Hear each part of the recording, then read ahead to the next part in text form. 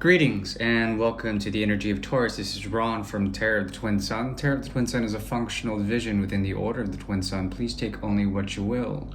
So I'm here from Cairo and I'll be doing a session here on the energy of Taurus. The second house is open. Venus, the secrets of Venus and Earth, the Earth that is related to Venus, the twin of Venus is here.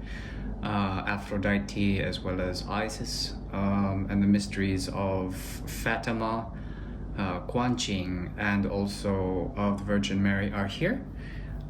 We will be going, as well as Hathor, we'll be going through those energies and pulling in from the Akash, from the great order of the Akash, information. This information has to do with the past, present, future. As you know, time is cyclical in nature. Things can occur in terms of a cycle and in terms of an algorithm that is repetitive in terms of that cycle. So often, time becomes illusory in nature in our readings. So once again, this is Ron from the Order of the Twin Sun, Tarot of the Twin Sun. Please take only what you will.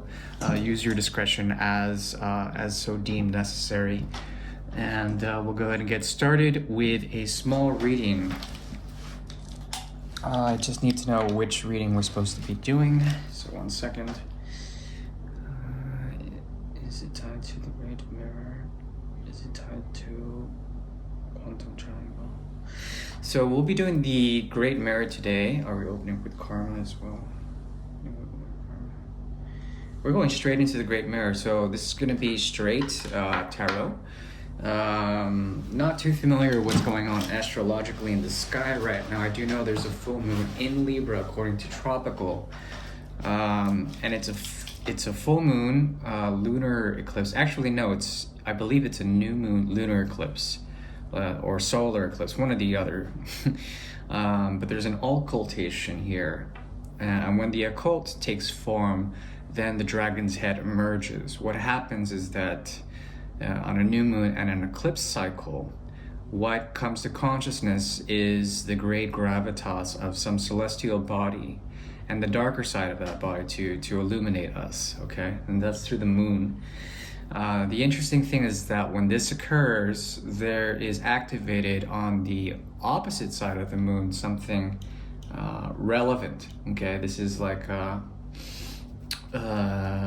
new way to bend and curve knowledge to our benefit, okay?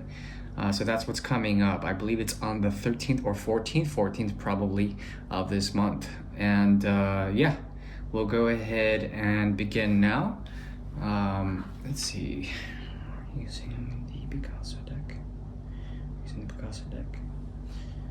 We're using the Alietta. Okay, we're using the Alietta deck. Are we using any other decks for clarification? No. Is it a 9-card spread? Is it 2 extra? Okay. So we're going to go deeply into the Great Mirror now, and I'm using the Grand Alietta deck, the Italia Alietta deck. It's 190 years old. I also call this a No Boundaries deck, and we'll go ahead and get started with that. Just make sure all the cat fur is out. Okay. I believe this is 7.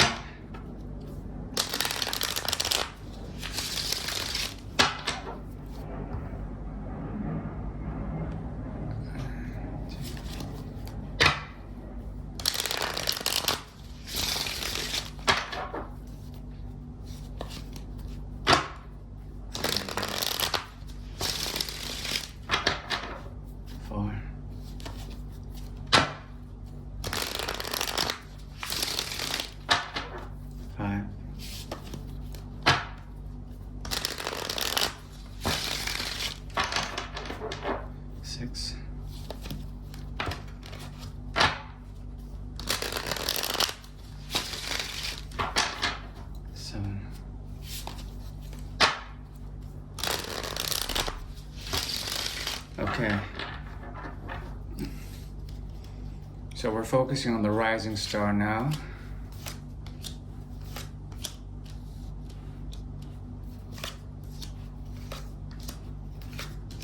Okay.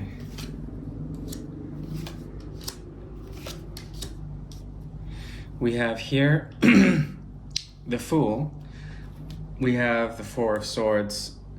We have also the Two of Cups in reverse inside the hands of Temperance. The 10, the 6, and the 7, the 8 are activated. 78 is 14, 15, 6.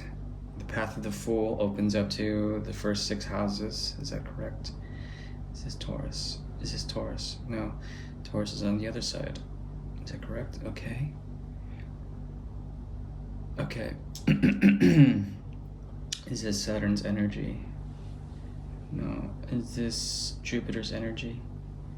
Yes. Is it Gemini's energy? No. Jupiter. That's Jupiter. Is judgment tied to any energy? Okay. Okay. So this represents a type of resurrection, clear judgment resurrection in the energy of Taurus. Taurus is over here. And then we have over here what Taurus is dealing with. The underscoring energy is femme en place. This is the Queen of Cups in the reverse. Okay, interesting. What is this Queen? Okay, leading to the Moon, Gemini, 3rd house. The shoulders, Cancer in reverse. This is the chest in reverse. Hanged Man. Okay, interesting.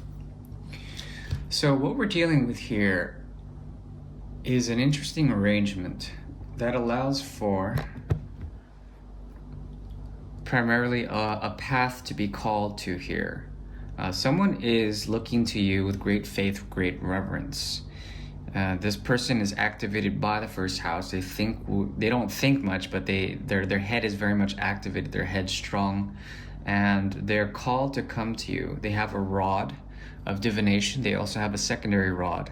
So one is to lead, one is to escape, and one is to follow, to shepherd something. This person uses their anima primarily.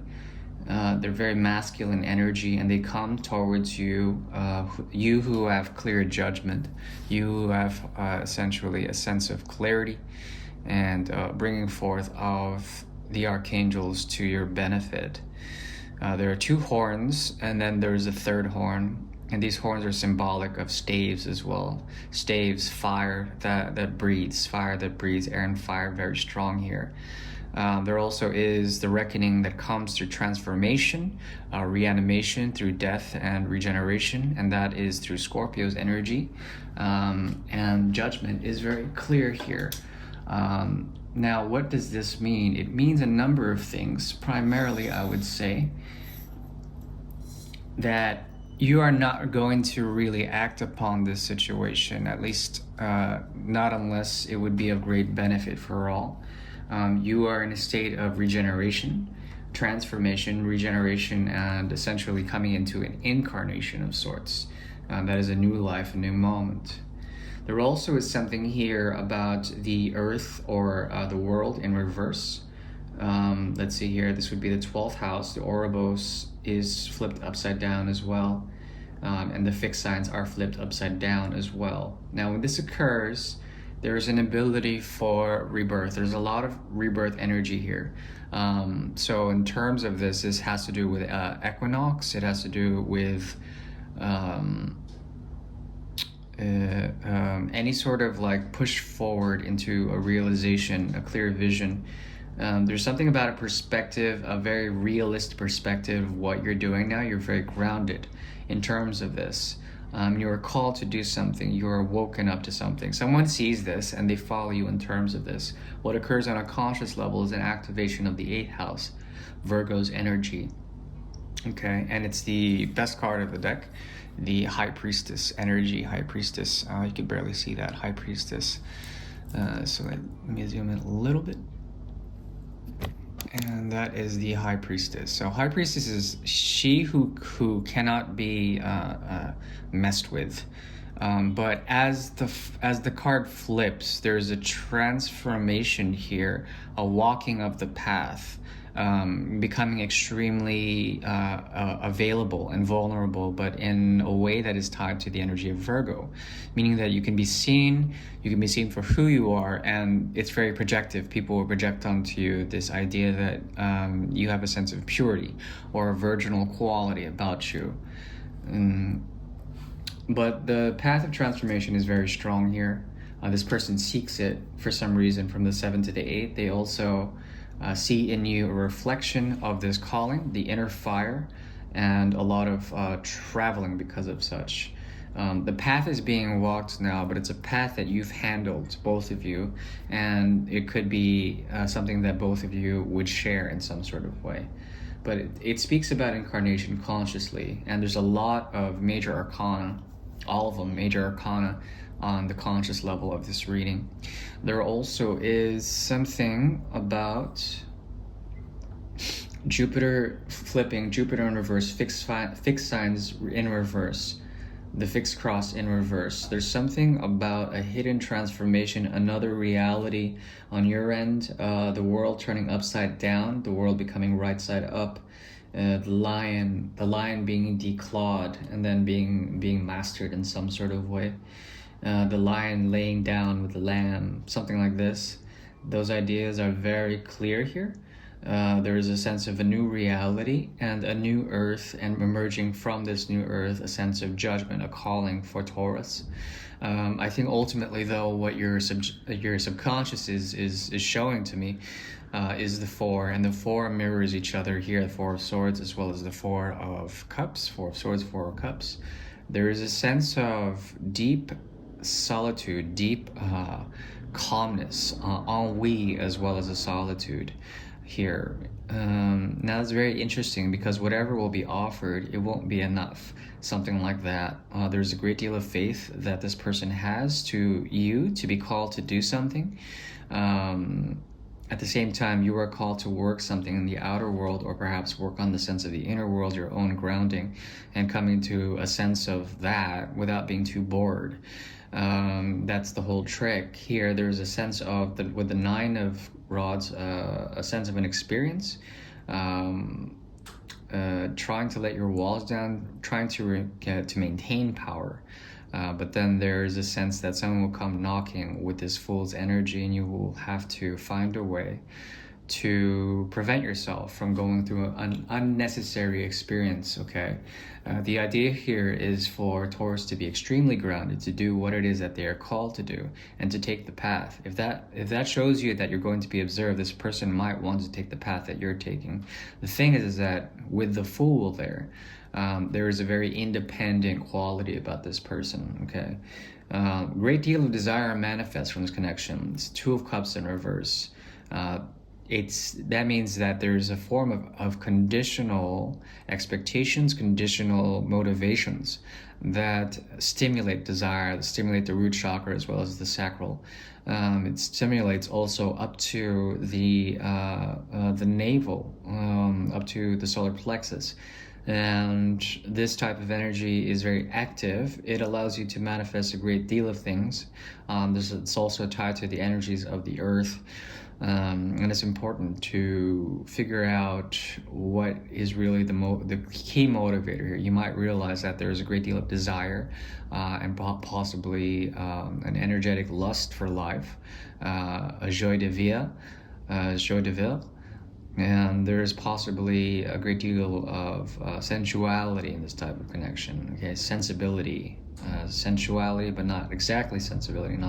I'm not telling you to be prudent or anything. It's just like this person is constantly trying to arrive and depart at the same time. They're called to do 2 different things. They're very much focused on primarily finding Jupiter's other half, finding the road to take, finding a short pathway, a shortcut, if you will, and that doesn't bode too well for the 2 of Cups. 2 of Cups shows up reverse in both of these. There's a lack of patience and impulsivity, and they want to also find a sense of peace, the peace that they can find within themselves without the necessary means for romance or delusion in terms of cup sequence. What emerges out of this is a hidden joy that they find on their path towards you. There also is a possibility of the Five of Cups, getting over some sort of regret, leaving responsibilities. They're called to do something as well, with the Fool having a belt inside of his sash here. If you can see that, there's a bell here as well. There's a possibility of the shepherd's cane, and then there's of course the flighty rucksack. So 3 different rods, or 3 different types of objects that the Fool has on his journey. What emerges out of this primarily is a need to reserve and possibly give. Give to ground, giving to ground, letting it go to the ground. That's what I see for Taurus. Letting the ground take its work, becoming rooted again. These are all motifs, becoming healthy in terms of this rooting to a type of path, a calling that doesn't have to involve them. The problem is that they will try to follow you because of this Knight of Cups, and it would lead to a great deal of desire. It would lead to a temptation that speaks of nakedness and fertility within the High Priestess in reverse. When the High Priestess is in reverse, she's naked, and she also has a lot to say. Perhaps you are called to do something. There's something about what this person could offer you, but you won't be interested in it, I think. Now, in terms of advice, there's an augmentation here with the Wheel of Fortune in reverse. There is a command in the chaos, an order in the chaos. You have to seek through the chaos to find the order. And this is a type of algorithm. It's a type of noticing syntax, noticing foreign language, and then rising up through the understanding or decoding that. This has to do with the path of prudence.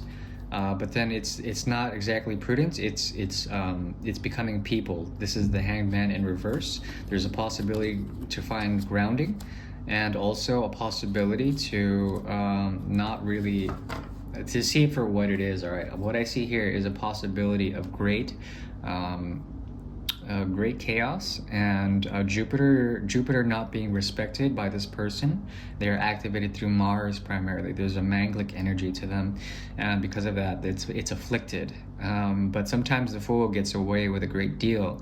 It's just that I don't see luck being on their side. There's a preternaturalism about them, and that means that they would have to go against the natural flow of the 9th house. They would go to the path of initiation in the 3rd house, and there's going to be this Gemini energy about them. The twins of the lovers comes out, as well as Virgo's energy is very strong in this connection, meaning that it's important to be called to a line of work for Taurus and to stabilize your efforts in terms of that. You may want to be called to give to this person a bit of your time, your energy, but it's only going to come if you can travel to the right experience, if you can be called to the right experience, and I'm not exactly sure if this person is one of them. That's the very best I can show you for now. I do wish you well, my dear Taurus. Thank you. Bye-bye.